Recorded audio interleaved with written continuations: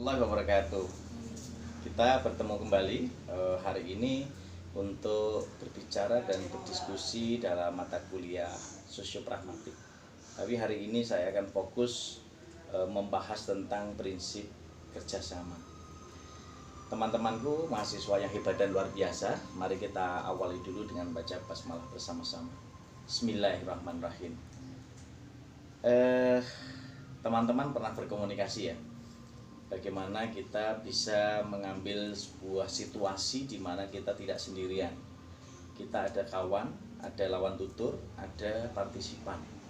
Jadi misalnya ketika kita berada dalam situasi tertentu, bisa di kelas, ketemu mahasiswa, ketemu dosen, kemudian juga saat di tempat pertemuan Karang Taruna, saat mungkin bertemu dengan jamaah masjid yang ada di tempat para mahasiswaku yang hebat dan luar biasa, atau mungkin di situasi-situasi di mall, di manapun lah, atau di perpustakaan. Ini semua merupakan komunitas proses untuk berkomunikasi. Jadi sebenarnya kalau kita berbicara dalam hal ini, prinsip kerjasama dalam pragmatik, kita perlu memperhatikan ada penutur, ada lawan tutur. Nah, dalam proses kerjasama berkomunikasi itu tidak bisa lepas dari upaya untuk bisa melepaskan diri dari situasi tertentu, tapi tetap melibatkan konteks tertentu. Nah, mengapa demikian? Contoh, seorang penutur ketika menyapa temannya, pagi Mas Arfus, menyapa, halo, pagi juga Mas Marfan, gimana kabarmu? Sehat? Dirimu? Oh, sehat. Oke, sukses selalu ya. Oke, gimana? Tugasmu sudah kamu selesaikan? Tugas apa? Tugas pragmatik dari Pak Rohmadi sudah kamu selesaikan? Oh, sudah. Kan kemarin sudah disampaikan melalui daring. Jadi semua sudah kita kerjakan. Ada yang lewat Google Classroom, ada juga yang melalui WA Group, semua disampaikan. Dan juga materi-materi yang disampaikan Pak Rohmadi itu sudah bisa kita lihat di materi online beliau, dan juga bisa kita lihat juga di YouTube-nya Muhammad Rohmadi, Arfus Literasi, Arfus Ratulisa. Karena apa? Prinsip yang kita pegang, prinsip yang digunakan adalah bagaimana kita memanfaatkan komunikasi ini.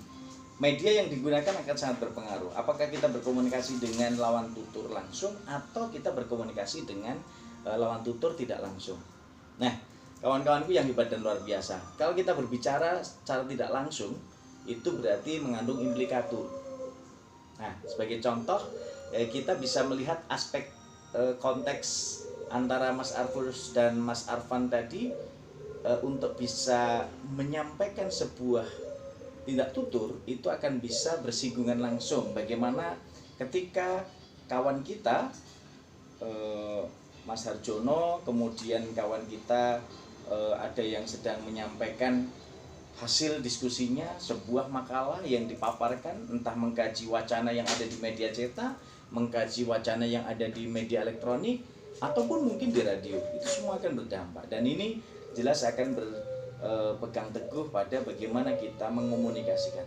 Jadi prinsip kerjasama dalam berkomunikasi itu akan sangat bergantung pada penutur. Siapa penuturnya, lalu siapa lawan tuturnya. Nah, ketika ada penutur, ada lawan tutur, lalu ada partisipan.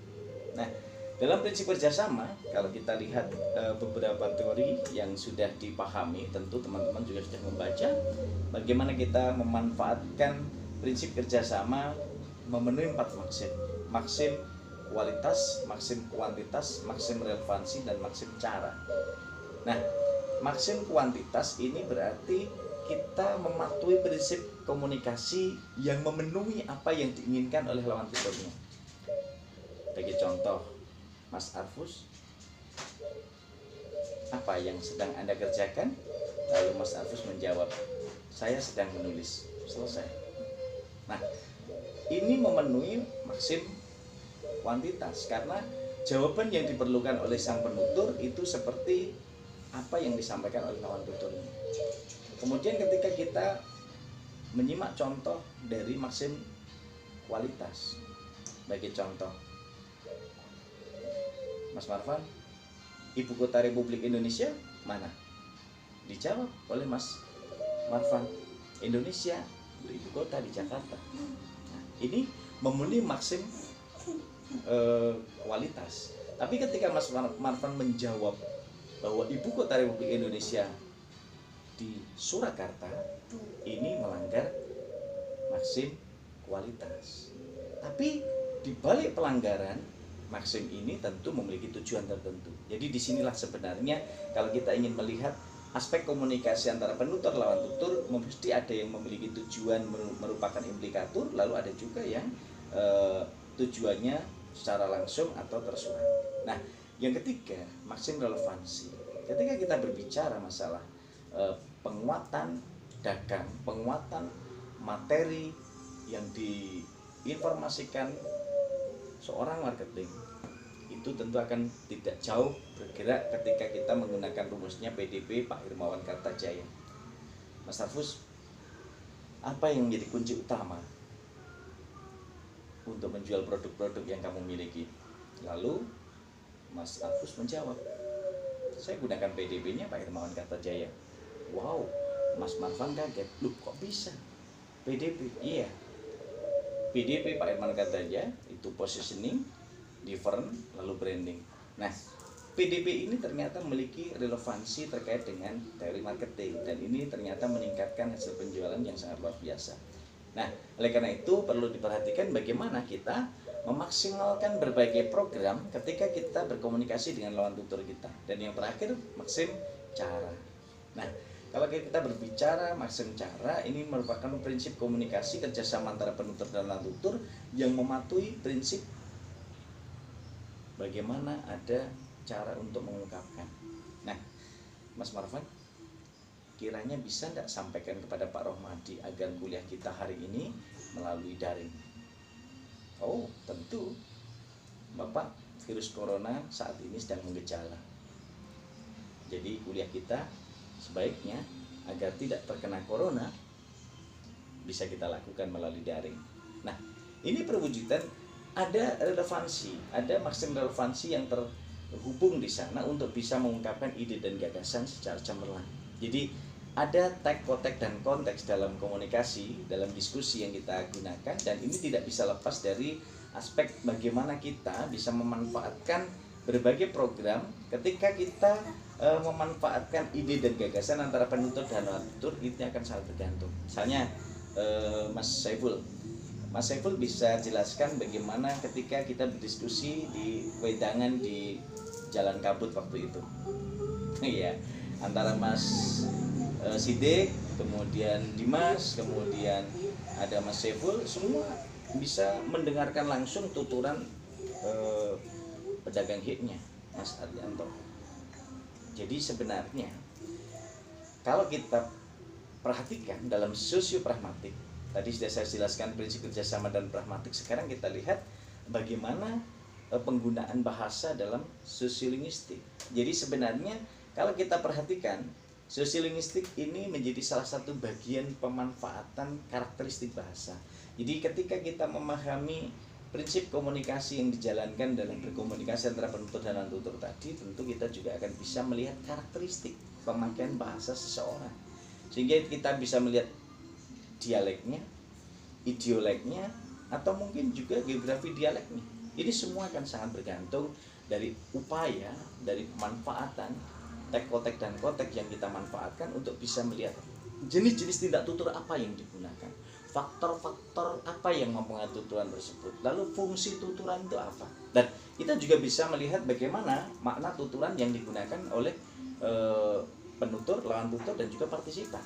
Nah, yang perlu diperhatikan adalah bagaimana kita bisa memanfaatkan situasi kontekstual yang ada di lingkungan kita untuk menjadi media pembelajaran yang bisa kita gunakan, sehingga itu akan sangat mendukung berbagai program, aneka program yang tentunya akan bisa memberikan warna tersendiri dalam proses berkomunikasi. Oleh karena itu, sebagai generasi milenial, generasi abad 21, teman-temanku yang hebat dan luar biasa, sebagai calon guru, calon dosen di era digital, di era revolusi industri 4.0, kita harus bisa memanfaatkan segalanya untuk menjadikan media-media itu sebagai konteks, sehingga kita akan bisa melihat bagaimana dalam konteks pragmatik dan konteks sosiolinguistik ini betul-betul mampu mengejawantahkan ide, gagasan, imajinasi, dan juga mimpi-mimpi itu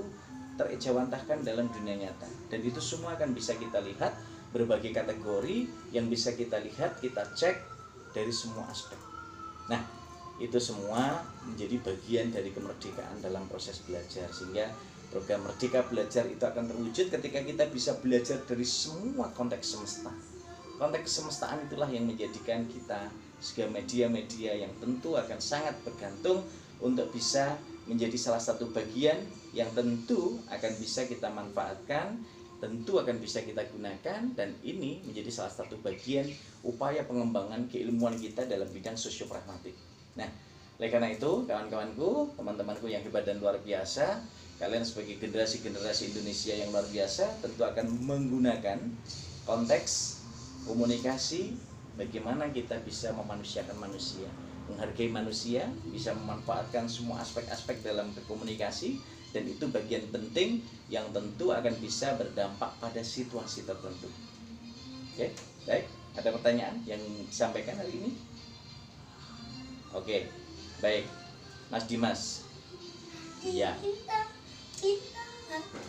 Mas Dimas bisa menanyakan terkait, teman-teman bisa dengar tadi Mas Dimas menanyakan tentang bagaimana konteks semesta itu bisa bermanfaat untuk bisa memahami ide dan gagasan secara cemerlang. Dan ini yang menjadi penting yang harus kita perhatikan, bahwa konteks semesta itu ada di alam semesta kita. Bisa kita lihat ada konteks sosial, konteks budaya, konteks pendidikan, konteks agama, konteks apapun itu bisa kita manfaatkan, dan tentu itu akan berdampak pada situasi-situasi tertentu yang akan bermanfaat dalam semua aspek proses pembelajaran, baik kelas maupun luar kelas. Baik itu untuk guru, untuk dosen, untuk peserta didik, untuk mahasiswa, semua akan berdampak. Dan ini tentu saja akan bisa membuat background knowledge kita lebih luas, pengalaman kita lebih luas, dan itu akan berdampak pada semua pihak. Dan ini tentu akan sangat bermanfaat, khususnya dalam mengembangkan, menulis ide, gagasan, baik itu dalam bentuk buku, artikel jurnal, novel, cerpen, ataupun apapun, tentu akan berdampak semuanya. Sehingga kita akan bisa bermanfaat. Dengan belajar sosiopragmatik, kita akan bisa memanfaatkan semua komponen, baik tekstual, konteks, dan itu akan sangat berdampak dalam kehidupan kita. Dan inilah yang sebenarnya akan memberikan kontribusi nyata terhadap kehidupan, terhadap kemajuan generasi Indonesia untuk menuju menghasilkan generasi unggul. Melalui sosiopragmatik kita akan bisa memanfaatkan semua aspek, dan aspek-aspek itu dimanfaatkan dalam situasi tertentu, dan itu akan berdampak untuk kita semua. Teman-teman yang hebat dan luar biasa, inilah menjadi bagian penting yang harus kita laksanakan. Dan pesan saya, teruslah berliterasi dengan pratulisah, rajin menulis dan membaca, karena dengan menulis kita akan membangun keabadian, dan disitulah kekuatan kita sebagai calon generasi penerus bangsa, sebagai calon guru, calon dosen abad 21. Tentu kalian harus bisa menguasai semua dimensi, menguasai 6 literasi dasar, baik itu literasi menulis membaca, literasi sains, literasi keuangan, literasi numerik, literasi digital, dan literasi budaya dan kewargaan. Ini yang menjadi penting untuk kita semua. Jangan pernah terlena dengan situasi-situasi, dan perkembangan teknologi harus dimanfaatkan, dan itu menjadi salah satu bagian penguatan ide dan gagasan kita untuk bisa mewujudkan program-program yang unggul ke depan. Dan ini menjadi bagian penting dalam proses pengembangan kita. Oke, bersama-sama belajar, pasti sosiopragmatik bisa. Belajar sosiopragmatik pasti bisa. Inilah komitmen kita untuk selalu belajar. Dan ingat, semoga kalian menjadi generasi-generasi hebat dan luar biasa ke depan. Jadilah manusia hebat yang bermanfaat. Jadilah manusia sejati yang selalu menginspirasi dan memotivasi. Dan jadilah manusia hebat yang bermartabat dan maslahat untuk umat. Selamat dan sukses. Ketemu dalam waktu dan gelombang yang berbeda, namun tetap dalam kajian sosiopragmatik yang sama. Luar biasa. Assalamualaikum warahmatullahi wabarakatuh. Iya, ada kerja